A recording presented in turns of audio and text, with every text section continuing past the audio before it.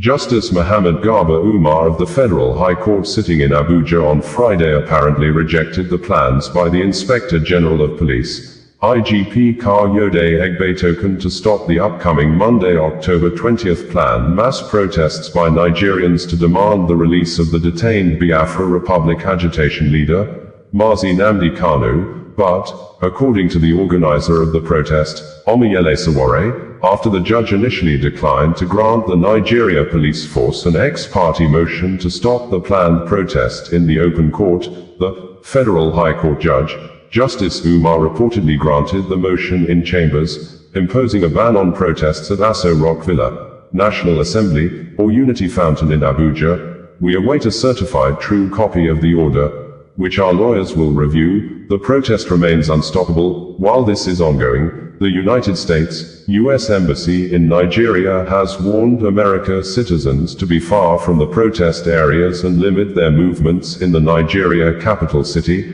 Abuja, saying, the planned protest may lead to disruptions and violence. Detailed of the court action as captured by Punch newspaper. The Federal High Court in Abuja has refused the Nigeria police force's bid to stop the Free Nnamdi Kanu protest, allowing it to proceed as scheduled on Monday, October 20, 2025. The Inspector General of Police, Kayode Egbetokun, had dispatched police lawyers to the court to move an ex-parte motion against activist and protest organizer, Omoyele Sowore, in a bid to legally preempt the planned demonstration slated for the Aso Rock Villa. However, Justice Umar of the Federal High Court, Abuja, declined to grant the motion, which would have immediately restrained the protest from taking place without hearing the opposing side. The judge instead instructed the police to formally serve notice of their application on Sowore and adjourned the case until Tuesday for a proper, contested hearing. Reacting to the judicial decision, the protest convener, Omoyele Sowore, affirmed the court's decision as a victory for civil liberties and doubled down on the scheduled protest. In a statement issued on his X handle on Friday following the ruling, Sowore said, IG of Police, Nigeria, Kayode Egbetokun dispatched police lawyers to sue me, in an effort to halt the Free Nnamdi Kanu protest scheduled for Aso Rock Villa on Monday. However, the judge, Justice Umar of Federal High Court in Abuja, refused to grant the ex-parte motion, instead instructing him to serve me notice and adjourning the case until Tuesday for a proper hearing.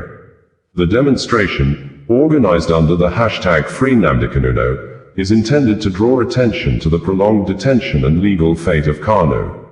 The police action was seen as an attempt to leverage the courts to prevent a potentially sensitive gathering near the seat of Nigerian power. The adjournment to Tuesday ensures that the planned Monday protest is not currently constrained by a court order, setting the stage for a potential high-profile confrontation between protesters and security agencies around the presidential villa. Channels Television also on Friday reported that, ahead of the Free Nnamdi Kanu protest slated for Monday, October 20th in the nation's capital, the U.S. Embassy in Abuja has issued a security alert to Americans. In a statement published on its website on Friday, the embassy cautioned that the protest could lead to disruptions and potential violence.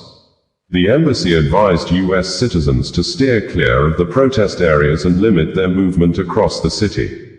The U.S. Embassy in Abuja informs U.S. citizens that the Free Nnamdi Kanu Now protest has called for peaceful demonstrations on Monday, October 20, 2025, in Abuja.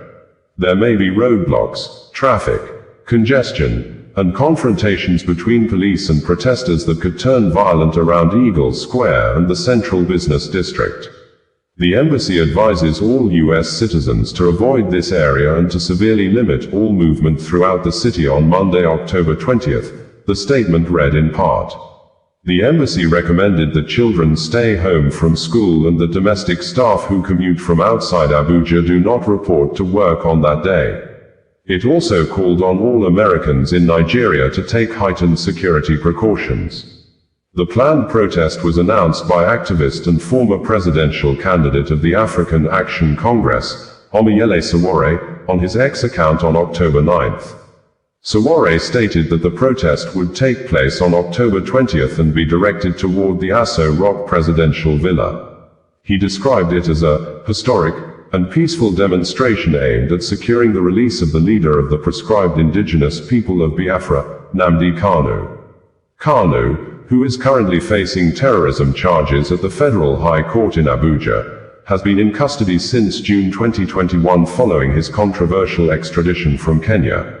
But shortly after the aforesaid media reports, Omoyele Sowore, in a statement through his social media accounts on Friday, said that, after failing to obtain a legitimate court order to halt the unstoppable Free Nnamdi Kanu protest, the Nigeria police force has now resorted to a fresh wave of panic-driven measures.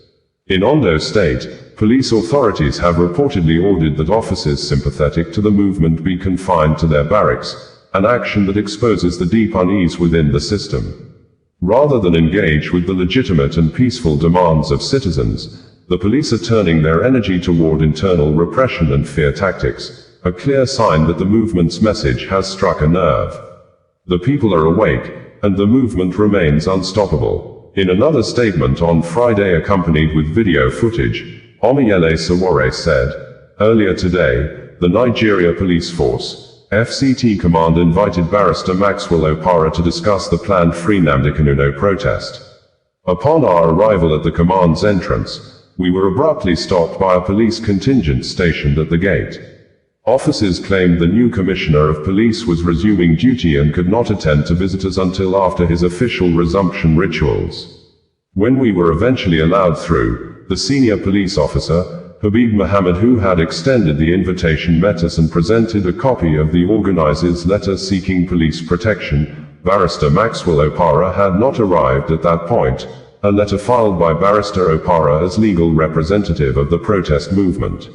But the tone of the meeting shifted quickly after the senior police officer Mohammed received a phone call. He informed us that the Deputy Commissioner of Police, DCP, in charge of the State Intelligence Department, SID, wished to meet us. When we arrived at his office, he expressed surprise at my presence at the FCT command, claiming that no invitation had been extended to me personally. He remained polite, and we left courteously. Shortly after, Barrister Maxwell Opara arrived to the Supol's office, where the conversation turned tense. The officer issued a veiled threat, warning that Barrister Opara would be held responsible if anything goes wrong anywhere in Abuja on Monday. Barrister Opara reminded him that this was precisely why the organizers had sent a formal notification to ensure a peaceful and lawful demonstration. The officer reportedly began shouting, and the meeting ended abruptly. According to Barrister Opara, it became clear that they did not want me present because they were seeking someone they could intimidate. Not long after we left the command, the illegal IGP directed police lawyers to obtain a court order to stop the protest. However, the Federal High Court judge declined to grant the order in open court. It was later reported that a limited purpose order was issued, but no such order has been served on the organizers. The Free Nnamdi Kanu protest is unstoppable. We are proceeding as planned, peacefully, lawfully, and with unwavering resolve, Omoyele Sowore stated.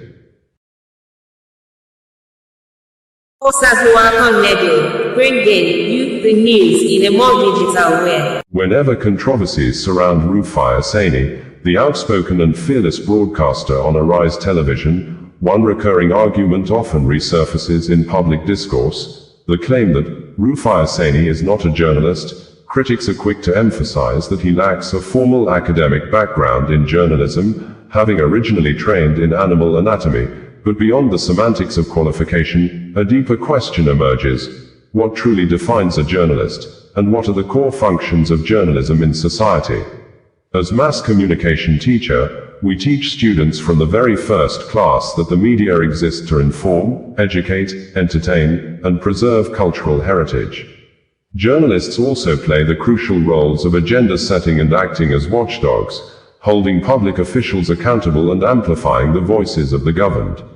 The media's capacity to shape national conversations is immense. By highlighting specific issues and giving them prominence, journalists help raise awareness and influence public perception.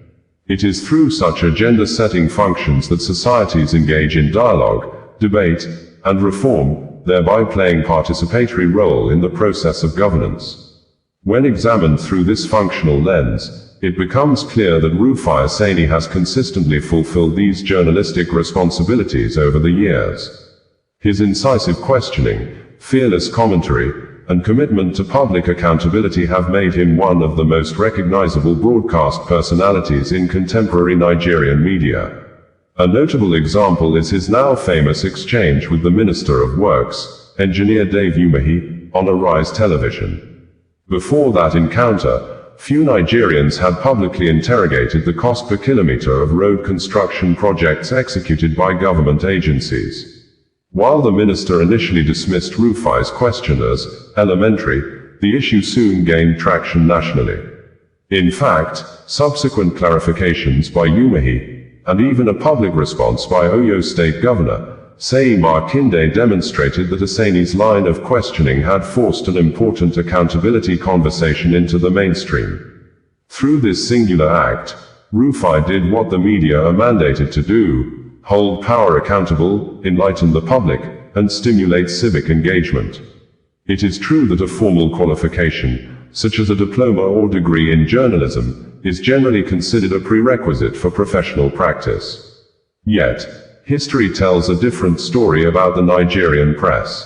Many of the country's most celebrated media pioneers, from Herbert Macaulay to Ernest Akoli, Nnamdi Azikiwe, and Obafemi Awolowo, were not trained journalists in the academic sense. Nevertheless, through passion, intellect, and experience, they became towering figures in the nation's journalistic landscape.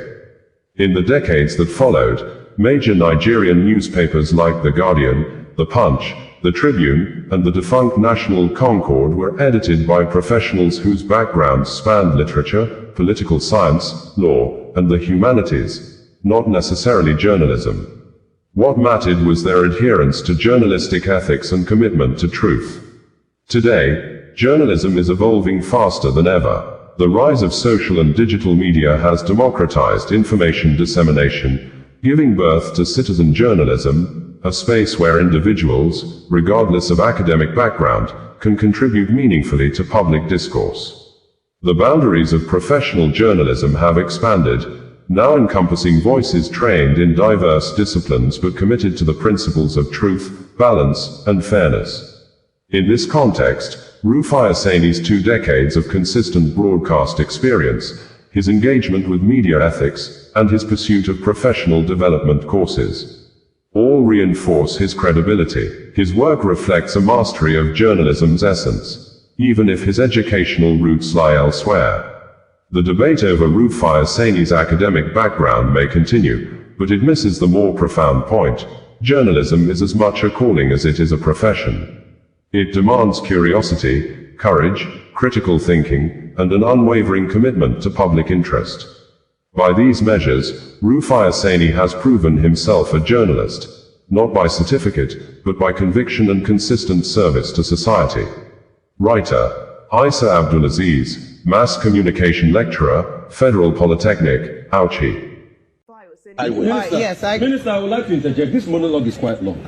So, at first, Minister, after you had gone to report me in front of President Tinubu and said all sorts, anyway, I am not beholden to you. My job is accountability. You are too small for me to report you to the President. No, but they are empirical. Minister, let me speak. Minister, let me speak. I have empirical evidence. The world watched it on the commissioner of the project when you mentioned the questions I asked you to the president. That was reporting me to the president officially. The world watches, so you don't need to dilly-dally about the empirical facts. I don't talk without facts, Minister. You know, when I have my facts, I talk. And I insist on my question when I ask on cost. Let me only address you. Minister, you will not allow me speak. The problem is you will not allow me speak. You spoke for over 20 minutes, over 10 minutes. Because you don't know what you are speaking. But let me speak. Let me speak. You will not. You will not allow me speak. You see, if you can just keep quiet and be calm and just allow me speak, I'll be happy. All right. So my question still persists as regards the cost per kilometer. You cannot tell me that we don't have a right to know the cost per kilometer. Even if it's an undulating landscape, give us all the facts and the details of the cost per kilometer. That's all we'll ask for. Other questions as regards the loans taken. Let me finish. No. I will Let keep me quiet finish. for you to damage Let me information. finish. Listen to me. Minister, you will Listen not to allow me to speak. The minister will not allow me to speak. No. Don't do that with me. Minister will not Don't do allow that me with to me. speak. I was in your studio. Minister will not and allow when me the to first speak. section was on, and I ran the figures. And what you're asking us is 750 kilometers of coastal highway. We should tell you cost per kilometer. So you multiply by 750. That's nonsensical. No, so tell me the cost per kilometer. There's nothing too hard for you to tell me that figure. You've not still told me that figure, so I was right on that point.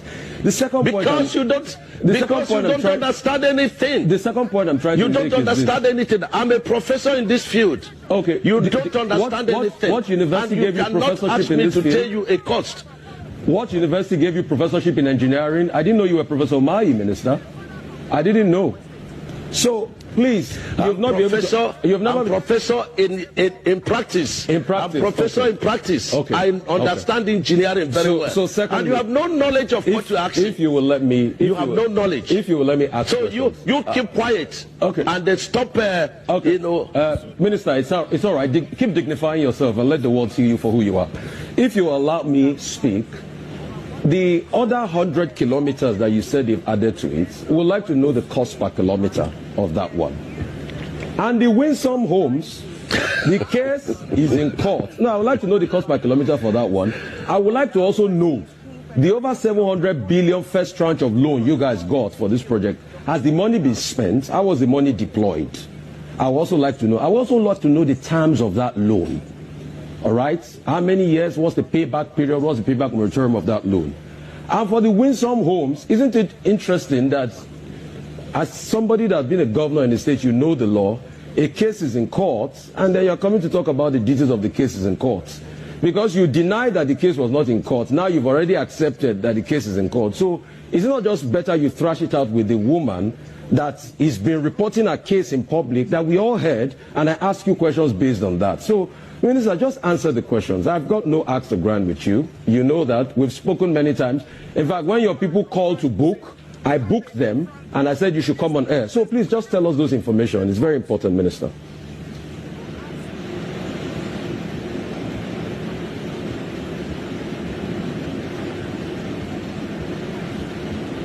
I'm not hearing, even though this guy is not.